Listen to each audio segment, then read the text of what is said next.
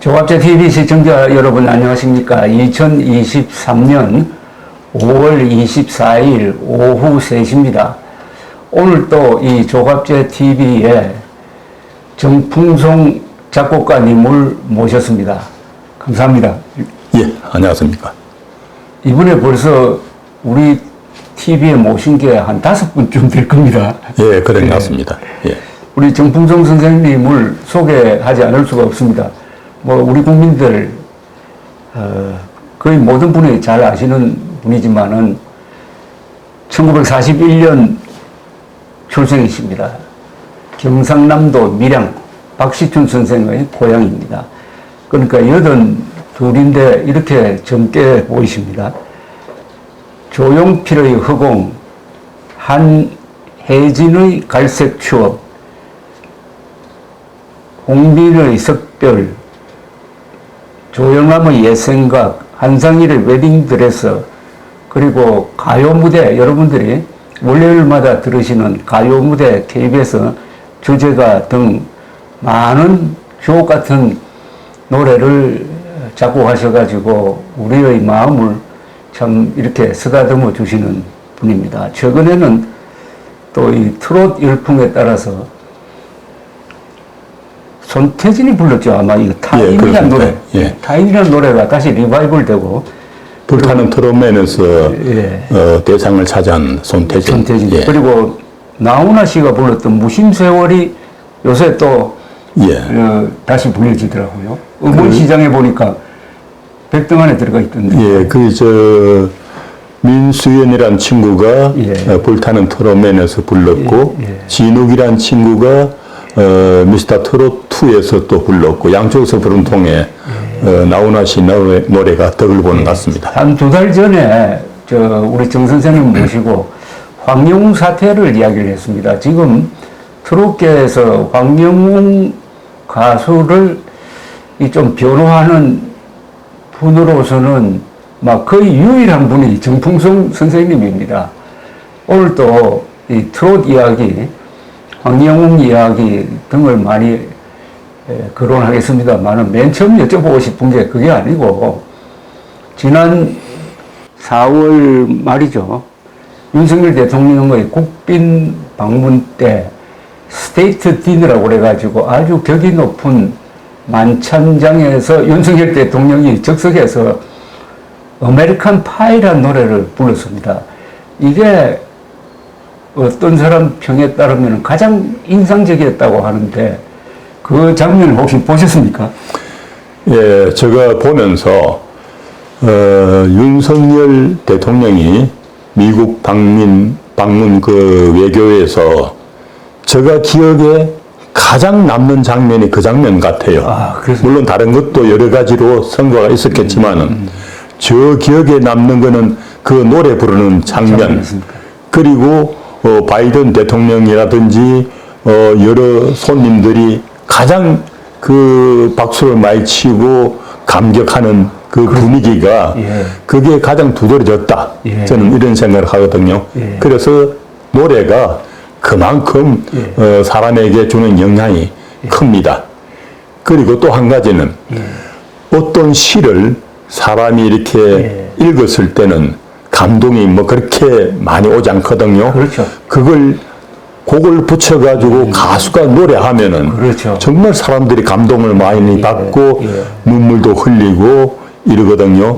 그만큼 이 노래가 인간에게는 정말 중요한 역할을 하는 것 같습니다. 근데 윤석열 대통령 잘 부른 겁니까? 잘 불렀습니다. 그리고 아마추어로서는 내기 그 발성을 아주 그 공명을 시켜가지고 또 매력적인 그 약간 허스키지다 그렇게 하니까 참 듣기가 좋았어요.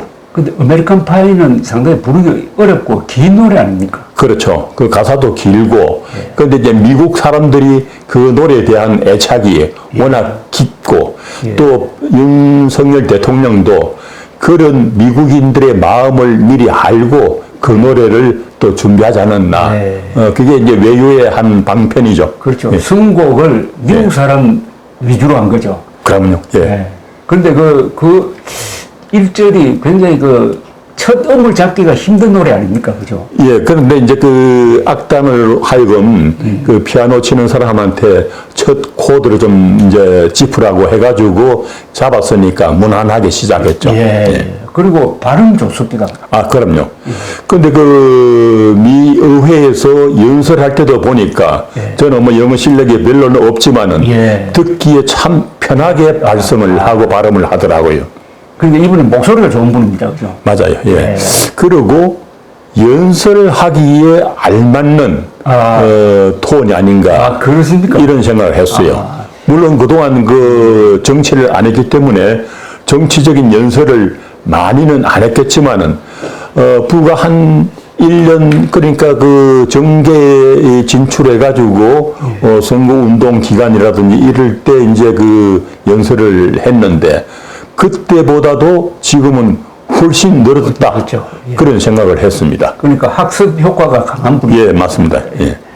저도 그 노래 부르는 장면이 하도 좋아서 유튜브에 올라 있는 거를 검색을 했더니 세계 유튜브에 다 올랐습니다. 그게 아주 인기 동영상이었습니다. 맞습니다. 예.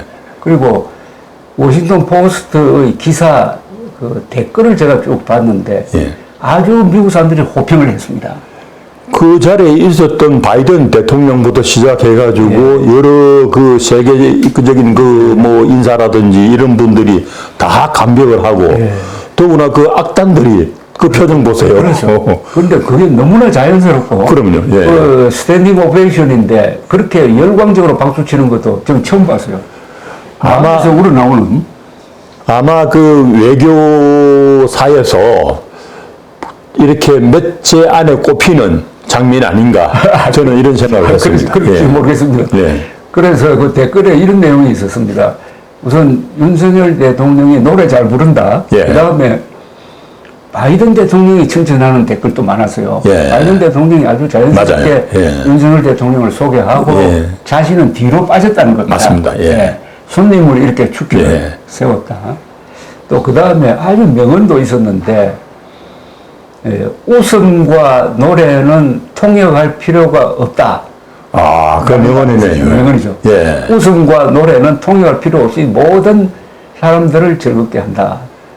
그리고 또 한 댓글은 한국에 대해서 잘 아는 사람인데 자기가 한국에서 3년 동안 살았는데 한국에는 가라오케라는 게 있어가지고 윤석열 대통령은 가라오케에서 연습을 많이 했을 것이다. 뭐 등등. 그것도 가능성이 있는 이야기입니다. 하여튼 호평이 일색이었습니다. 맞습니다. 그리고 바이든 대통령의 그 표정이요. 참 좋았어요. 좋았습니다. 윤석열 대통령 첫 딱 시작하니까 깜짝 놀라는 표정을 하면서 굉장히 그 표정이 밝아지면서 웃음 띈 얼굴로 그렇습니다. 정말 그 바이든 대통령의 표정을 보는 것도 또 즐겁습니다. 맞습니다. 참 좋은. 근데 이번에 G7 회의가 일본 히로시마에서 열렸는데 그 만찬장 장면을 보면은 윤석열 대통령이 나타나니까 바이든 대통령이 앉아 있다가 달려가다시피 만나서 아주 즐겁게 이야기하는 게 이게 노래로 맺어진 우정이 아니겠느냐 하는 생각이 들어요. 그것도 있고 또 그만큼 그동안 좀 소연했던 한국과 미국의 그 외교에서 한 단계 올라갔다. 저는 더 가까워졌다. 더 굳건해졌다. 이런 걸 느꼈습니다. 근데 흠집 내기 좋아하는 사람은 저한테도 가끔 전화 와가지고 왜 윤석열 대통령이 그 자리에서 한국 노래 안 불렀느냐고 하는 사람도 있더라고요. 한국 노래 불렀더라 하면은 그 자리에서 그런 감동이 안 오죠. 나오죠. 그것도 손님이 할 일이 아니죠. 그럼요. 그래서 이제 본론으로 들어가서 제가 보니까 이 황영웅 사태죠. 황영웅 신드롬이기도 한데 이걸 계기로 해가지고 우리나라 트롯계에 대한 국민들의 관심이 좀 시들해진 것 아닌가 하는 그런 걸 느끼는데 어떻습니까? 우선요. 제가 그 가요계에 들어와가지고 작곡을 한 지가 약 60년쯤 돼 가거든요. 그런데 참 그야말로 처음 보는 현상입니다. 황영웅 아직 그 자기의 뚜렷한 히트곡도 없고 그야말로 경연대회에 나온 그렇죠. 한 사람의 아마추어 가수에 지나지 않거든요. 그렇죠. 그런데 이제 그 경연대회 나와가지고 그 아주 독특하고 매력적인 목소리 덕택에 한참 이렇게 좋은 평을 받고 있다가 난데없이 가짜 뉴스 뭐 학폭인가 뭐 이런 걸로 몰려가지고 중도에 하차를 한 거거든요. 그런데 그 중도에 하차한 황영우의 노래를 사람들이 그렇게 듣고 싶어하고 그 하차에 대해서 또 안타까워하고 빨리 황영웅이 정상적인 가수 생활을 했으면 하는 그런 바람. 그리고 황영웅이 그 다른 가수들이 부른 곡들을 커버한 걸 그걸 들으면서 사람들이 많은 위안을 얻고 또 그런 노래들이 랭킹까지 이렇게 올라가고 이건 정말 제가 그 60년 가까이 작곡 생활을 하면서 처음 보는 현상입니다. 진짜 처음 보는 사. 그런데 왜 이런 일이 일어났다고 보십니까? 그만큼 황영웅의 그 목소리가 매력적입니다. 황영웅의 목소리는 한마디로 듣는 사람의 귀를 잡아당기는 그런 마력이 있고 가슴 속에 깊이 파고드는 그런 힘을 갖고 있어요. 그러니까 그 제가 보는데 황영웅이 앞으로 좋은 곡만 만나가지고 잘만 노래하면은 히트곡을 얼마든지 낼 수 있다. 저는 이런 생각을 하고 또 이제 그 이런 아쉬움도 있을 겁니다. 사람들이 모처럼 좋은 목소리 가수다 하고 생각했는데 중간에 그걸 가짜 뉴스로 말도 안 되는 학폭도 아닌데 학폭이라고 몰아가지고 중도에 하차시키니까 그 사람들의 안타까움이 더 클 거 아닙니까? 그래서 제가 보건대는 그런 아쉬움 이런 거 저런 거 해가지고 이 관심을 더 끄는 것 같고 제가 그 지난번에 출연했을 때 에디트 피아프 이야기를 들었잖아요. 에디트 피아프의 그 목소리, 발성, 노래가 사람들의 그 심금을 굉장히 그 울리고 감동시키는 그런 요소가 있거든요. 그렇죠. 심지어 그 당시에 독일 경전까지도 에디트 피아프의 노래를 듣고 감동을 하고 했을 정도로 그런데 황영우의 그 목소리 자체에 그런 마력이 있지 않나 저는 이런 생각을 합니다.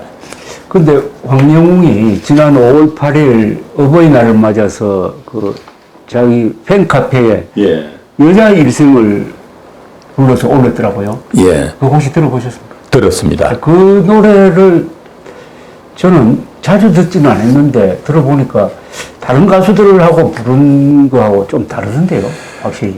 사실은 그 노래가 가사 자체가 남자가 부를 그런 가사가 아니거든요. 그렇죠. 여자의 일생을 그야말로 그려놓은 가사인데 그 노래를 듣고 사람들이 자기 얘기 같다. 그렇대요. 그런 느낌을 받으니까 남자가 불러도 많은 사람들이 좋아하는 겁니다. 그만큼 황영웅의 그 노래에는 호소력이 굉장히 강하다는 얘기입니다. 근데 그 노래를 들어보니까 황영웅은 그 노래를 부를 때 그 노래가 중저음 고음까지 다 있는 노래죠. 그렇습니다. 그런데 이제 그 지난번에도 잠깐 제가 그런 말씀을 드렸는데 황영웅이가 그 뭐 한 작년까지는 자기가 부른 걸 이렇게 들어보니까 자기가 매력적으로 발성을 할 수 있는 중저음 쪽으로 중점을 두지 않고 고음을 내는 그런 노래를 했었지다.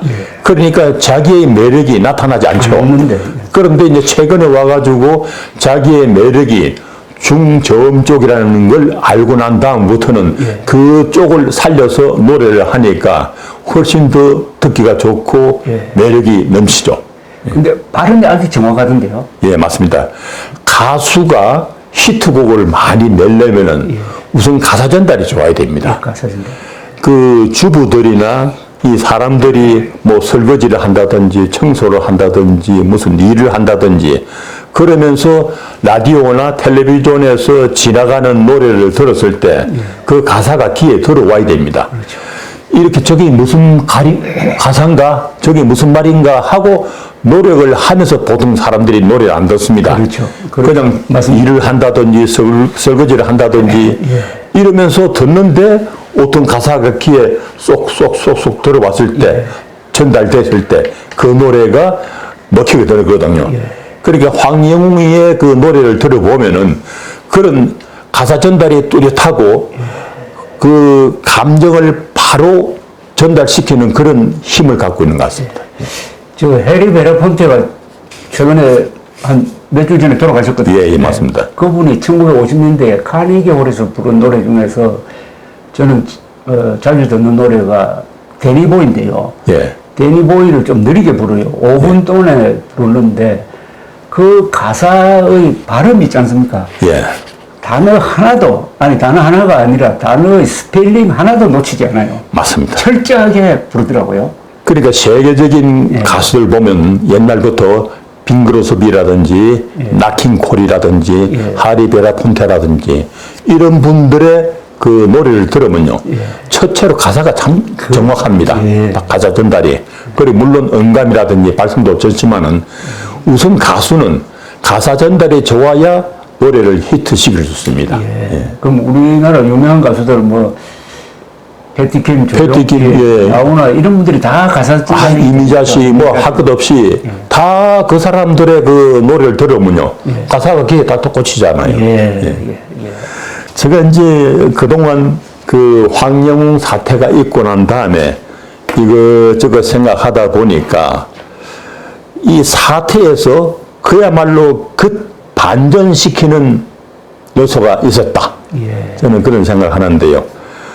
그야말로 엉터리 가짜 뉴스로 학폭도 아닌데 학폭으로 몰아가지고 사람들의 그 마음에는 학폭이라고 하면 굉장히 예민해집니다. 그렇습니다. 지금까지 여러 가지 사건들 때문에.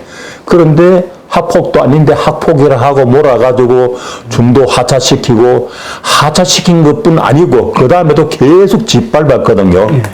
그걸 보면서 우리 그 조 대표님께서 그야말로 정의감에서 또 진정한 언론인의 양심으로 그 사실관계를 파헤치고 거짓, 선동, 가짜뉴스를 남발하고 있는 그 방송, 신문, 유튜브에 정면으로 공격하시니까 많은 분들이 그 공감을 얻었거든요.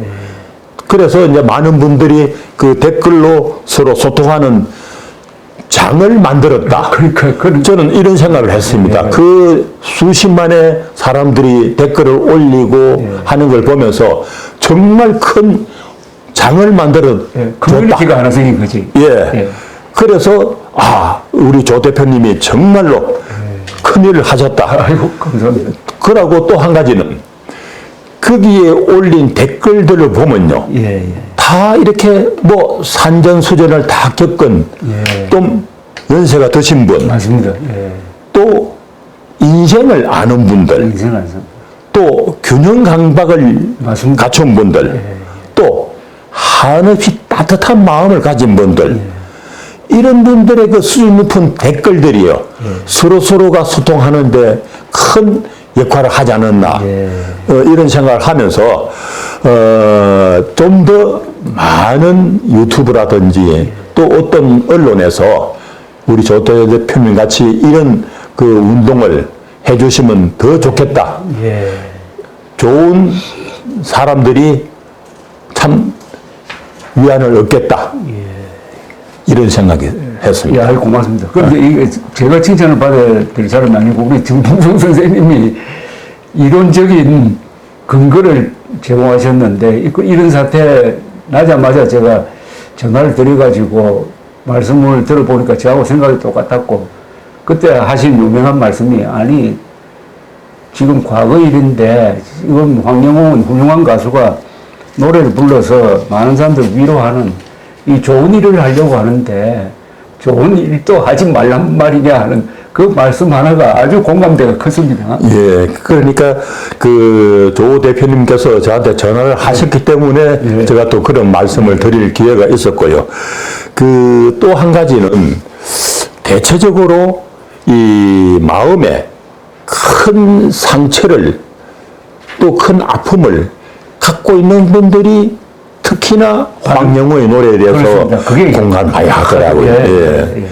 그래서 제가 이 황영우의 노래는 앞으로 정말 큰 일 낼 그런 목소리다. 큰일로, 예, 정말 큰일 낼 목소리다. 이걸 제가 방송을 하면서 느낀 게 댓글이 뭐 어떤 동영상에는 한 3,000개가 달리기도 했는데 그거 읽어보니까 정 선생님 이야기하신 대로 그 쓰신 분들이 다 열심히 사시는 분이고 그러다가 보니까 실패도 하고 몸도 아프고 마음도 상처를 입은 그런 분들이 많으셨고 그런데 그걸 황영우에 대한 애틋한 마음을 표현할 때 누구를 저주하는 게 아니라 그야말로 따뜻하게 예. 또 균형 감각 있게 말씀하시는 걸 보고 깜짝 놀랐습니다. 그러니까 우리 한국 사회에서 이런 좋은 마음을 가지신 분들이 이렇게 많구나. 그래서 제가 이런 분들이야말로 민들레 모임 아니냐 하는 생각을 할 정도였는데 예. 저로서는 정말 소중한 발견을 했어요. 예. 그리고 인생 선배 또 좋은 언론이라면은 누가 젊은 사람이 혹시 이렇게 잠깐 실수했다 하더라도 그걸 선도하는 역할을 하는 것이 제대로 하는 임무거든요. 그렇죠. 그런데 그거 현재도 하고 있는 게 아니고 7, 8년 전에 있었던 사고, 자기들끼리 어린아이들이 치고받고 한 거, 그거 다 벌금 물고 다 해결된 거, 지금 현재 진행형도 아니고, 그렇죠. 그걸 끄집어내가지고 뭐 실화 탐사니 뭐니 하고 메이저 언론에서까지도 다루고, 이건 참 잔인하다. 그러고 황영무이가 지금 현재 자기가 갖고 있는 모든 재능이라든지 이런 걸 본다면은 좋은 노래를 불러줘가지고 아까도 말씀드렸지만은 좀 아픔을 갖고 있는 분들이라든지 외로운 분들이라든지 이런 분들을 위로하는 거 그게 가장 좋은 일이거든요. 황영무이가 할 수 있는 좋은 일. 그걸 못하게 한다. 이 참 저는 논리적으로 이건 도대체 뭐 어떻게 설명할지 모르겠어요. 정말입니다.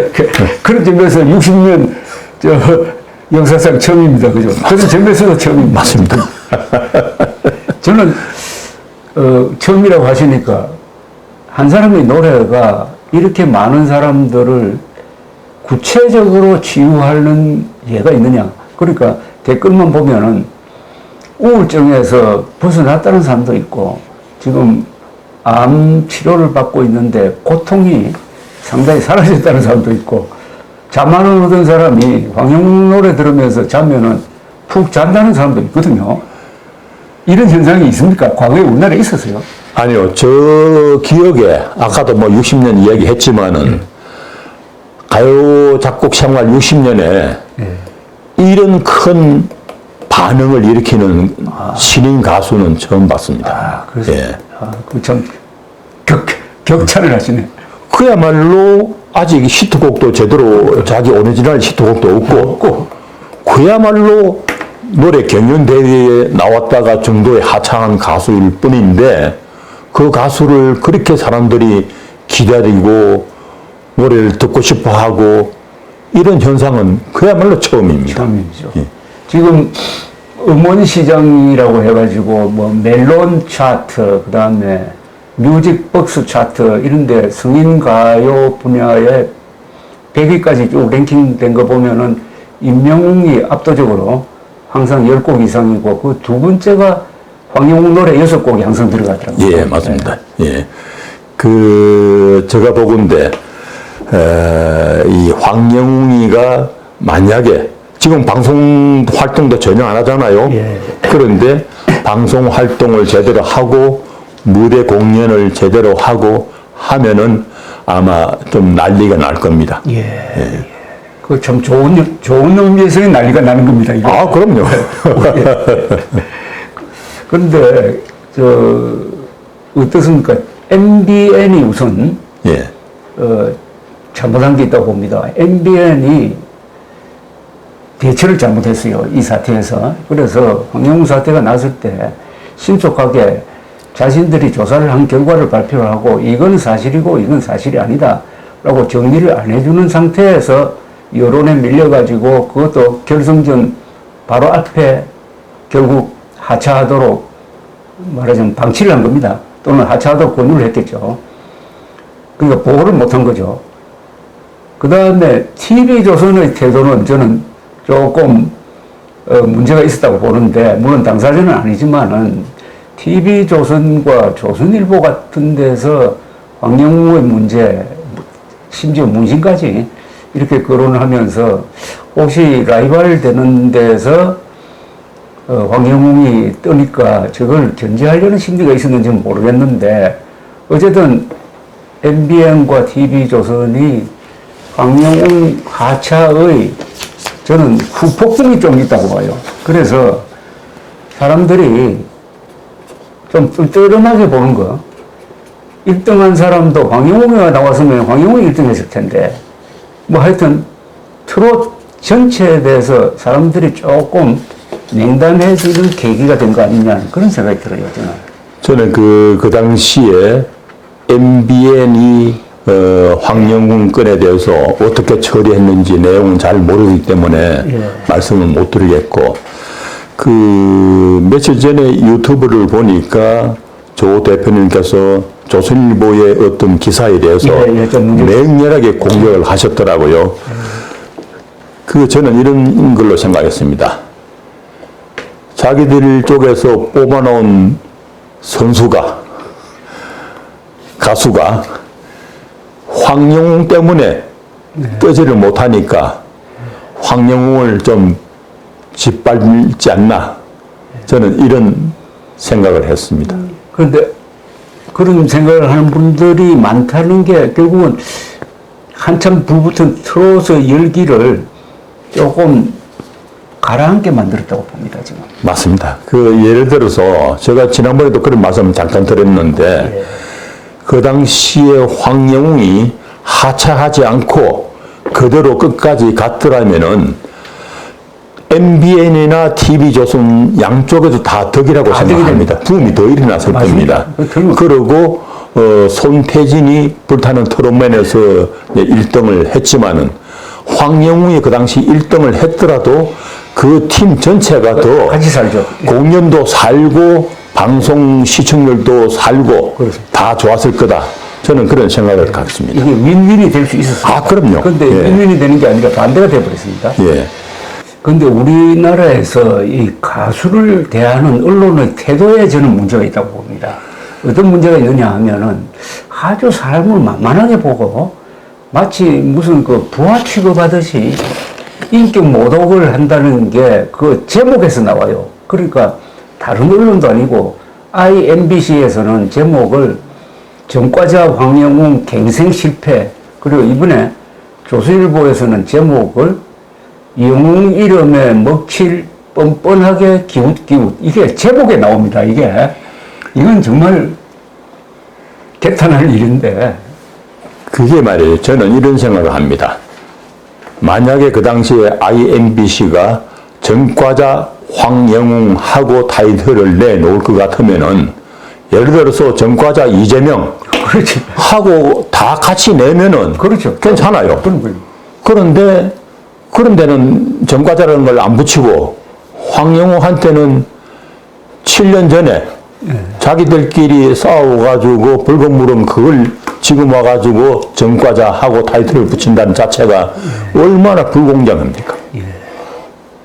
제가 지난번에 조 대표님하고 이렇게 인터뷰하는 과정에서 MBC의 실화 탐사대에 대해서 제가 좀 맹공을 했는데, 그걸 본 어떤 친구가 동창회 모임에서 저를 보더니, 야, 니는 방송국 상대해서 먹고 사는 사람인데 방송국을 그렇게 욕을 하면 니 앞으로 왜 먹고 살려고 하노?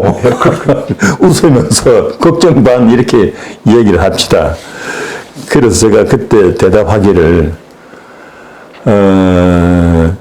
옳지 못한 걸 보고도 이해관계 때문에 옳은 채 하고 지나가는 거는 남자가 아니다. 남자가 아니다. 하고 우리 어머님이 늘 가르쳐 주셨기 때문에 그대로 한 거다.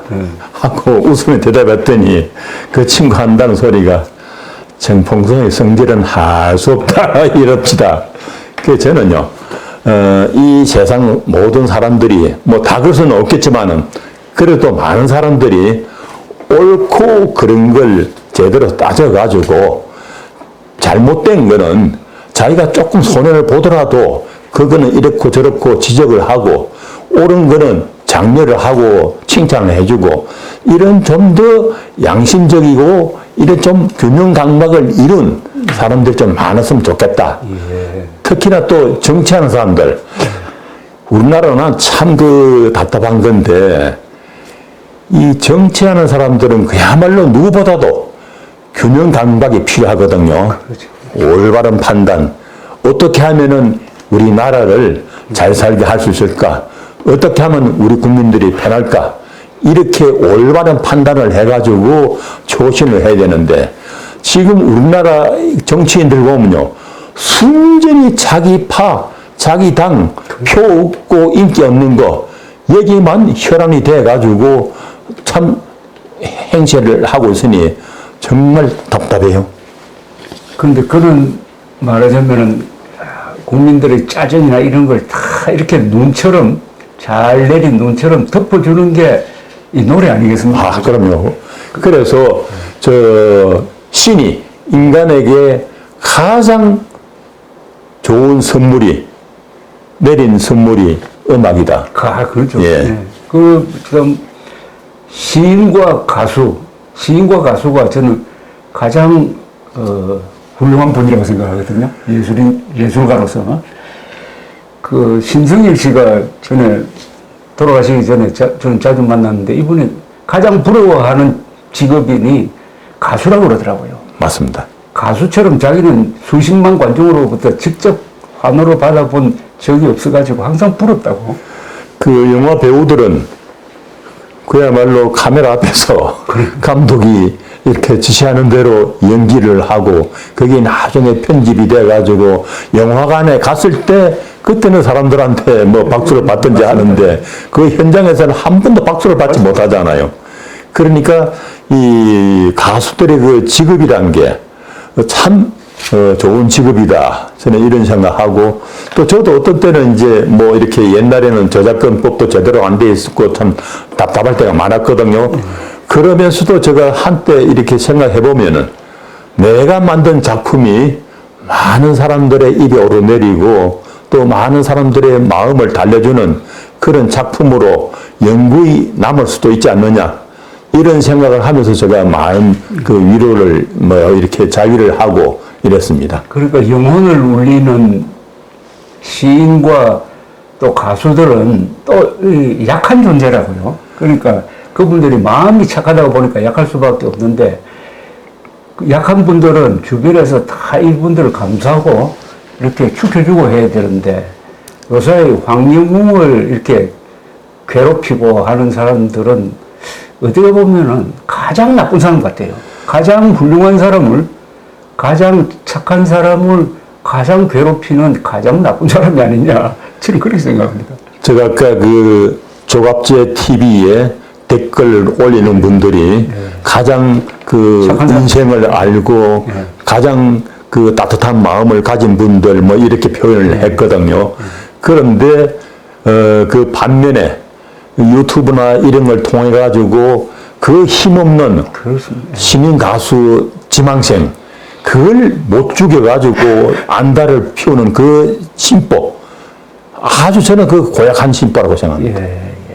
그래서 이게 노래도 결국 그 뒤에 배경은 정치적인 건데 결국 황영웅을 감싸고 있는 사람들이 계층적으로 보니까 여성이 많아요. 맞습니다. 예. 어머니가 많습니다. 예. 어머니, 할머니죠. 할머니들이 많고 나이로 치면은 60대 전후가 많습니다. 맞습니다. 예. 그리고 거의 대부분이 열심히 생활하는 사람들이에요. 맞습니다. 예. 그럼 그 사람들은 황영웅의 가치와 고마움을 알아주는 거죠. 그렇습니다. 그러니까 그 아까도 잠깐 말씀드렸지만은 무언가 그렇게 살아오면서 가슴에 뭐 예를 들어서 남편을 먼저 보냈다든지 자식을 먼저 보냈다든지 이런 아픔 이런 걸 갖고 있는 분들이 그 묘하게 다른 가수들도 많은데 그렇죠. 이상하죠. 다른 가수들한테는 그런 걸 못 느꼈는데 황영웅의 노래를 듣고는 위로가 되더라. 마음이 안정이 되더라. 잠이 오더라. 그러니까요. 그 참 그 묘한 힘이거든요. 이건 사실은 영국감입니다. 예. 아까 뭐 유튜브에 고약한 일을 하는 사람, 언론사도 얘기하고 했지만은, 물론 사람이 여러 가지 직업이 있잖아요. 그래서 그 직업에 따라서 자기가 할 일은 다 다릅니다. 가수는 노래를 하는 거, 또 언론사는 사회의 모든 잘못되고 잘된 것을 그대로 사실 그대로 신속 보도하는 것, 또 그러면서 또 연예 오락 프로로 사람들의 마음을 달래고 뭐 위안을 주는 것, 또 뭐 이렇게 공장 같은 데서 또 노동을 하는 사람은 또 그 일을 해가지고 사회에 기여하고 이런 게 다 있는데, 최근에 제가 이건 참 한심하다고 생각한 거는 수도 서울 한가운데가 완전히 마비되는 걸 보면서 민노총 집회. 야, 이 나라가 이래가 어떻게 되겠느냐.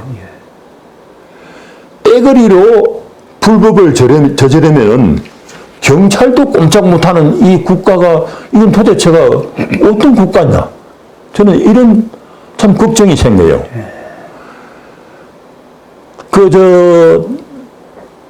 그야말로 수도 서울의 한가운데가 그 사람들의 노상 방뇨, 또 술잔치, 쓰레기 투기장, 그 아침 새벽에 또 등교하는 어린 아이들이 보기에도 민망한 장면들, 또 요새 뭐 학원이니 뭐니 해가지고 12시경 해가지고 집에 귀가하는 유학생들 있잖아요. 그런 학생들이 보면은 곤란한 참 장면들, 이런 걸 그 사람들은 함부로 저지르고 경찰이 왜 그런 걸 이렇게 단속을 못하는지 난 정말 이해가 안 돼요. 이해가 안 되죠. 근데 그게 저도 그 직장이 바로 광화문에 있기 때문에 그 피해자인데 그걸 쭉 보면서 느낀 게 이런 겁니다. 이 민노총이라는 조직은 그 안에 지금 간첩단이 지금 침투해가 있습니다. 민노총뿐 아니고 정교조도 그렇고. 정교조도 지금 간첩 수사 대상으로 올랐는데 특히 민노총의 조직국장이라는 사람이 핵심 간부죠. 카메라 들고 미군 부대 찍어가지고 북한으로 사인 보냈다는 사람인데, 자, 이러면은 단순한 이 불법 집회, 폭력 집회가 아니고 이거는 북한과의 연계하에서 이루어지고 있다고 의심할 수밖에 없고, 그렇다면 이거는 반역과 관계되는 겁니다.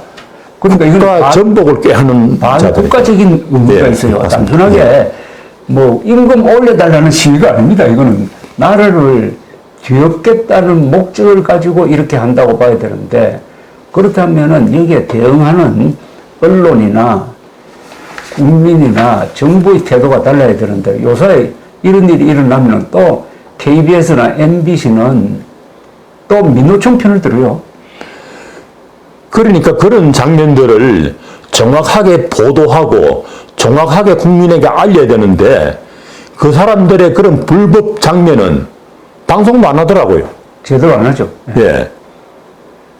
그러니까 이건 도대체가 국민이 내는 시청료로 이 방송을 운영하고 국민이 내는 돈으로 자기들이 방송을 제작을 해가지고 하면서 그렇게 엉터리로 방송을 하면 어쩝니까? 그러니까 언론의 보도 자세를 딱 보면 이런 민노총에 대한 보도 자세하고 힘없는 황영웅에 대한 보도 자세가 완전히 반대니까. 그렇죠. 이게 도대체 힘없는 황영웅을 조지는 데는 온 언론이 어떻게 누가 그런 표현을 했더라고. 어린아이 하나 잡으려고 핵폭탄 터뜨린 거하고 마찬가지인데 이런 민노총에 대해서는 눈치 보고 말이지. 이게 무슨 정의냐. 언론이 정의를 상실하면은 그 언론은 선동기관밖에 안 되는데 하는 생각이 듭니다. 그러니까 황영우한테 전과자 황영우하고 할 것 같으면은 그 몇 배로 그 전과자 4범, 5범 이런 사람들은 더 전과자라는 걸 더 붙여야 될 텐데 예. 그 사람들한테는 감히 못하고 그 약한 황영우한테는 그렇게 잔인하게 붙이잖아요. 민노총 앞에는 앞에다가 간첩 수사 중 총 이렇게 예. 예. 그렇게 정확한 보도예요. 거기. 정봉순 선생님은 노래를 통해서 애국하시는 분입니다.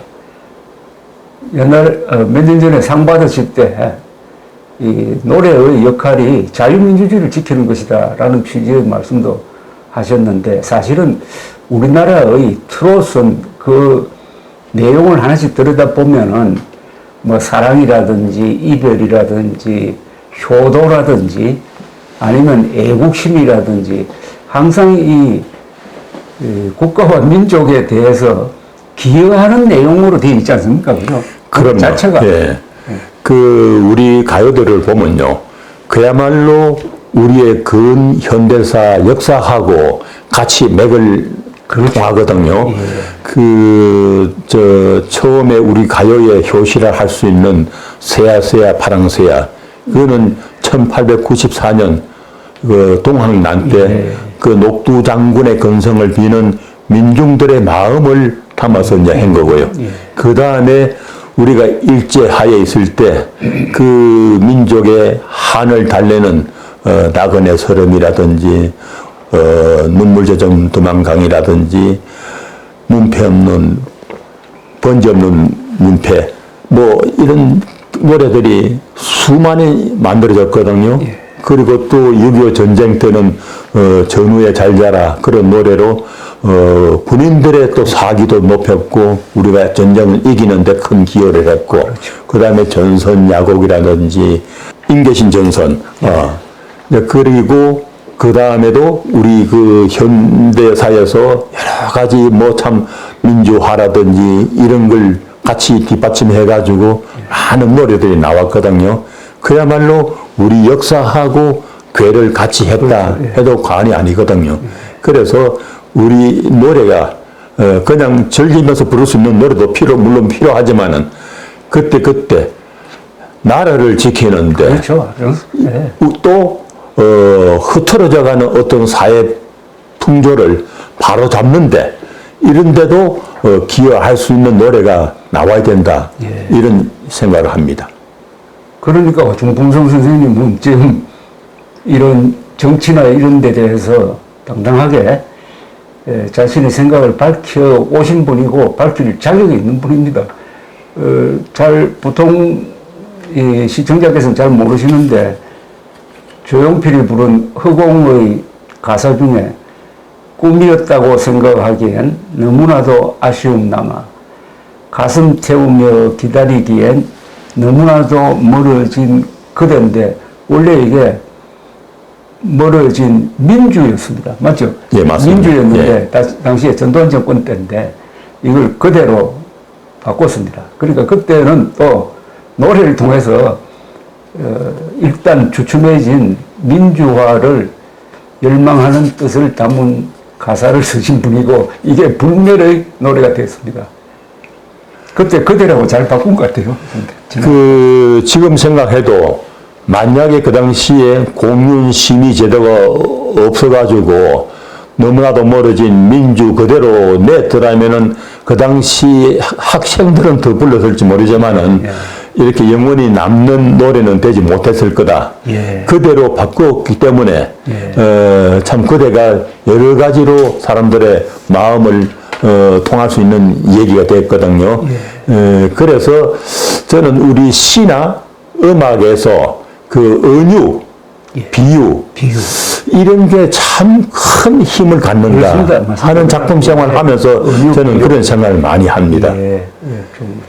그리고 이제 제가 그 빗자루라는 노래를 예. 만들었을 때도 그 당시에 그 조국 일가의 그 참 그야말로 내로남불, 그 표리부동 이런 걸 보면서 그 당시 온 국민들이 분노하고 가슴 속에 생각하는 마음을 제가 이제 대신 그 가사를 이렇게 옮겼거든요. 그러고 이제 곡을 만들었는데 거기에 또 공감하는 분들이 많아가지고 반응이 좋았던 것 같습니다. 예. 그러니까 빗자루는 2019년 조국 사태 때 맞습니다. 예. 많이 불렀던 노래죠. 예. 빗자루. 지금 서두에 우리 정풍선 선생님이 황영우 사태는 60년 가요 생활 중에서 처음이라고 생각했는데 저는 60년은 안 되고 53년 기자 생활 중에 이게 또 처음이에요. 처음인 이유를 제가 하나씩 생각해 보면은 우선 노래로서 이렇게 많은 사람들의 몸과 마음을 구체적으로 치유하고 있는 가수를 만난 게 처음이고 그 사람이 사라져가지고 무대에서 내려왔는데 그 사람이 남긴 6곡은 다 올라가가지고 지금 음원시장에서 계속 인기를 누리고 있는 것도 처음이고 또 팬카페 회원수가 3만 5천 명을 넘었더라고요.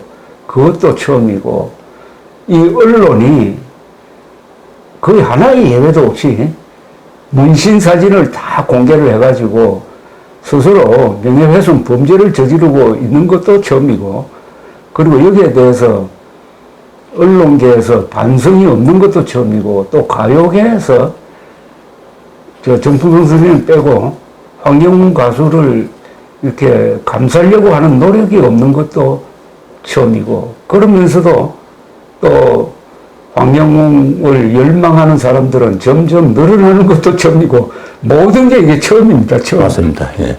그래서 그런 현상들을 보면서 정말로 황영우의 목소리는 정풍송뿐 아니고 정말 많은 사람들이 좋아할 수 있는 목소리구나 이런 생각을 하는 반면에 만약에 황영웅이 지금 현재 그 좋은 목소리에 후천적으로 교육을 더 쌓고 훈련을 더 해가지고 정말로 거의 100% 가까운 실력을 발휘하게 되면은 국내뿐 아니고 예, 전 세계적으로도 히트곡을 날릴 수 있는 가수다. 저는 이런 생각을 갖습니다. 아, 이거 정말 중요한 말씀입니다. 근데 세계적 가수가 만들어진다는 것은 뭐냐면 세계 모든 사람들의 마음을 편안하게 해주는 거하고 즐겁게 해주는 것 아닙니까? 아, 그렇죠. 예. 그 이상의 약이 어디 있습니까, 이게? 이게 무슨, 그러고, 뭐, 워낙 요새 통신이 발달했으니까 좋은 노래는 세계에 다 퍼집니다. 그런 가수를 우리가 하나 지금 그런 제목을 가지고 있다는 거는 너무나 소중한 국가적 아니 세계적 문화 유산입니다. 근데 황영웅의 목소리에 대해서 그때는 석 달 전입니다. 우리 정풍성 선생님께 말씀을 드렸더니 우리나라 가수 중에서는 최고라고 하시더라고요. 그때만 해도 저는 그럴까 하는 생각을 가졌는데 그 뒤에 자꾸 들어보니까 그런 것 같아요. 그 목소리 하나만 들으면요. 예. 제가 전문가 입장에서 들어볼 때 정말로 매력적인 소리입니다. 이제 거기에 아까도 잠깐 말씀드렸지만은 후천적으로 교육을 조금만 더 받고 더 좋아질 수 있다. 훈련만 하면은 지금보다 훨씬 더 좋은 노래를 할 수 있습니다. 그럼 노래 부를 수 있는 음력이 넓습니까? 이분은 음역도 넓고요. 음력이 넓어요. 그러고 소리 맵시 자체가요. 아주 그 기름집니다. 아, 기름. 예. 듣는 사람에게 아주 여유 있게 또 그러면서도 뭔가 애잔한 그런 예. 감정이 있어요. 예. 그래서 그 어떤 가사를 이렇게 읊었을 때 예. 듣는 사람하고 공감대를 이루는 맞습니다. 아, 예. 공감대가 바로. 그래서 아까 제가 이제 세계적인 가수가 될 수 있다고 말씀드린 게 충분히 가능성이 있는 게 우리 가수들 뭐 BTS라든지 뭐 여러 그룹들이 지금 네. 전 세계에서 빌보드 1위를 계속하고 있잖아요. 그렇죠, 그렇죠. 황영웅도 충분히 할 수 있습니다. 저는 뭐. 예, 말하자면 다른 형식의 노래로. 예, 그렇습니다. 예. 우리가 자랑하는 트롯으로 예. 세계를 이렇게 석권할 수 있다는 말씀입니다. 그런데 황영웅 가수는 지금 어떤 식으로 살고 있는지 모르겠는데 어떻게 해야 되겠습니까? 황영웅은 앞으로. 그런데 저는 뭐 구태에 급하게 생각할 필요도 없다고 생각합니다. 아, 그렇습니까? 아직 20대고, 예. 뭐 충분히 이 시기를 자기 공부하는 시기다. 아, 좋은 말씀입니다. 네, 준비하는 시기다. 예. 이렇게 생각을 하고 계속 공부하고 연습하면 더 좋을 거다는 생각을 하면서 옛날에 그 조용필 그 노래를 녹음하기 전에 예. 저한테 이제 그 조용필 씨가 찾아와가지고 선생님 찡하게 뭐 이렇게 빅히트 칠 수 있는 노래 하나 주십시오 해서 제가 이제 미오를 처음에 이제 줬고 그 다음에 이제 허공을 줬는데 그때 연습을 하면서 그 조용필이 저한테 한 얘기가 있습니다. 자기가 이제 뭐 사건으로 해가지고 쉬고 있을 때 창 공부를 했습니다. 아, 예. 그래서 자기가 가요를 하면서도 때로는 그 당시 창 공부를 할 때 그 어떤 발성을 자주 응용을 합니다. 이런 이야기 했거든요. 황영웅도 그런 자세로 지금 공부하고 있으면요. 아주 좋게 나중에 그게 발휘가 될 겁니다. 아, 좋은 말씀입니다. 그러니까 29에 아직도 시간 많고 그러니까 괴롭히는 사람보다는 황영웅 씨가 시간을 갖고 있으니까 느긋하게 기다리면서 재충전의 기회를 삼으면 그 목소리가 어디 가겠습니까? 예. 그리고 우리나라 이 언론들도요. 좀 앞으로 공부를 좀 했으면 하는 생각이 들어요. 좋은 말씀입니다. 그 언론들이 뭔가 좀 더 좋은 방향으로 이끌고 이렇게 할 생각을 해야지 어떻게 그렇게 편협하게 말이죠. 더구나 이 강한 쪽에는 감히 못하면서 그 약하게 짝이 없는 신인 가수 지망생 그렇게 질받습니까? 예. 참, 노래 좋아하고 꽃 좋아하는 사람은 나쁜 사람이 없다고 그래요. 예, 그래 말이었어요. 예. 예. 그런데 황영웅 비판하는 건 자유인데 비판을 하더라도 사실의 근거를 두고 해야 되고 황영웅을 비판하려면 무엇보다도 황영웅의 노래를 들어보고 비판해야 되는 거 아닙니까? 황영웅 노래를 들어보고도 막 미워하는 마음이 있으면 그건 할 수 없는데 아마 대부분은 황영웅 노래 듣지도 않고 이렇게 비판하고 있을 겁니다. 그리고 제가 이번에 다시 느낀 건데 황영웅을 이렇게 못살게 구는 사람들의 그 심보들 가만히 보니까 대체적으로 좌파 성격이 많더라고요. 그건 틀림없어요. 예. 아까도 잠깐 말씀드렸지만은 연세가 지긋하다든지 그렇습니다. 인생을 그렇습니다. 안다든지 그렇습니다. 따뜻한 마음을 가졌다든지 이런 분들이 이제 황영을 좋아하는데 그분들의 대체적인 법은 우파 성격이거든요. 보수 성격. 예. 그래서 제가 그 지난번에 아까 조국 이야기도 했지만은 조국 사태를 보면서 우리 국민들이 좌파들의 그 민낯을 상당히 정난하게 보았잖아요. 그런데 최근에 또 이제 김남국이라는 자가 나타나가지고 그야말로 가난 코스프레. 예. 신발도 뚫어진 거 라면만 먹는다는 이런 코스프레로 국민을 사기치고 자기보다가 훨씬 수입이 적은 사람들의 그 정치 자금 후원금입니까? 그런 것까지도 뺏어 먹고 하던 그런 걸 보면서 정말로 좌파들의 민낯을 다시 한 번 더 우리 국민들이 보았다고 생각합니다. 근데 다행히 노래 잘 부르는 대통령을 우리가 갖게 됐습니다. 맞습니다. 이거 굉장히 이 나라 분위기에 예. 아주 좋은 겁니다. 조금 짜증스러울 때 황영웅 노래도 듣고 윤석열 대통령이 아메리칸 파이 부르는 거, 그 1분 한 20초밖에 안 되니까. 그렇죠. 그거 딱 보면은 웃음이 저절로 난다고요. 예. 그러고 또 어떤 나라든지 어느 나라든지 사실은 그 나라가 마지막 보루라고 하는 사법부가 제대로 양심을 지키고 살아 있어야 되거든요.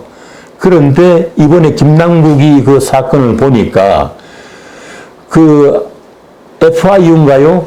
거기서 보니까 김남국의 그 코인 거래가 수상하다. 이거는 아주 수상한 데가 많아가지고 검찰에 조사를 해보라고 해서 검찰에서 그걸 수색을 하려고 영장을 신청하니까 영장 기각했죠. 법원에서 2번이나 기각했더라고요.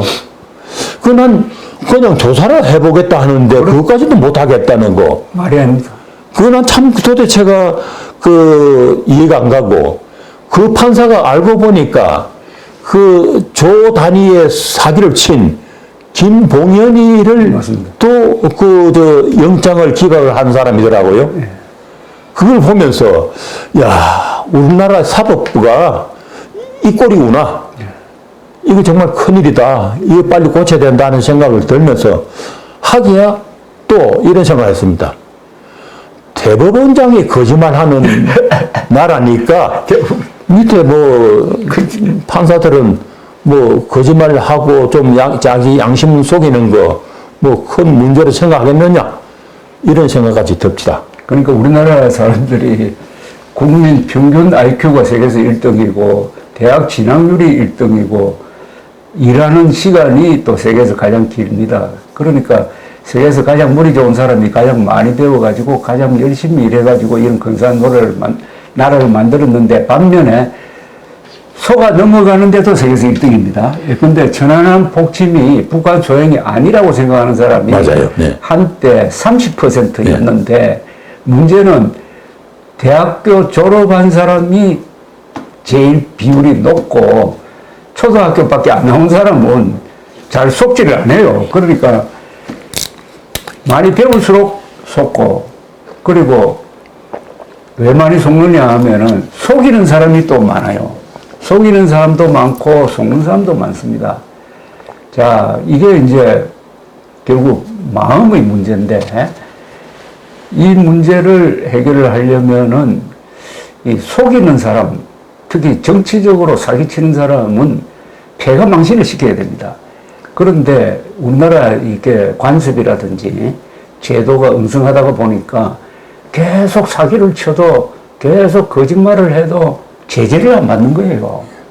그러니까 뭐 사기를 안 칠 이유가 없어지는 거예요. 예. 그런데 그걸 저는 이런 생각을 합니다. 사람이 기본적인 양심을 지키고 균형 감각을 갖고 있으면요. 그렇게 엉뚱한 논리에 속아 넘어가지 않거든요. 균형 감각. 어떤 이해관계 때문에 내가 이쪽 편을 들면은 요런 덕이 있지. 내가 이쪽 편을 들면은 요런 손해가 오지. 하는 생각을 갖고 있으니까 그런 현상이 있지 않나. 저는 이런 생각합니다. 제가 기자 생활을 해보니까 한국에는 머리 좋은 사람도 많고 투지가 있는 사람도 많고 한데 두 유형의 사람이 드뭅니다. 아까 말씀하신 대로 균형 감각이 있는 사람이 참 드물고요. 그 다음에 너그러운 사람이 드물어요. 근데 가만히 생각해 보니까 너그러운 마음을 가지려면은 이 사람 생각이 균형 감각이 있어야 됩니다. 그러니까 어떤 사람을 볼 때 그 사람의 단점도 보고 장점도 보고 두루두루 보고 그 다음에 종합적으로 판단하면은 사람이 너그러워집니다. 자, 황영웅 사태도 결국은 균형 감각이 없고 너그럽지 못한 사람들이 이 기자라는 직업을 가지고 있어가지고 이렇게 난타를 하거든요. 맞습니다. 그럼 이 문제는 어떻게 해결해야 되느냐면은 좀 시간이 걸릴 겁니다. 우리가 국민 교육을 통해서 이 국민성을 바꾸는 게 그렇게 단시간 되지 않으니까 이건 영원한 숙제입니다, 이거. 오늘 하여튼 황영웅으로 시작돼가지고 여러 나라를 걱정하는 이런 쪽으로 이야기를 많이 했는데 이게 똑같은 겁니다. 황영웅을 우리 정풍성 선생님이 애틋하게 생각하는 것이나 불의에 분노하는 마음이나 이게 다 같은 마음이고 그게 결국은 우리 공동체를 유지하는 정의감이라고 생각을 합니다. 그런 점에서 정풍성 선생님이 노래를 통해서 계속 우리 국민들이 가지고 있는 이거 건강한 심성을 잃지 않도록 해주시는 이런 노력, 정말 이거 대통령이 해야 될 일을 지금 대신하고 있습니다. 정말 고맙습니다. 감사합니다.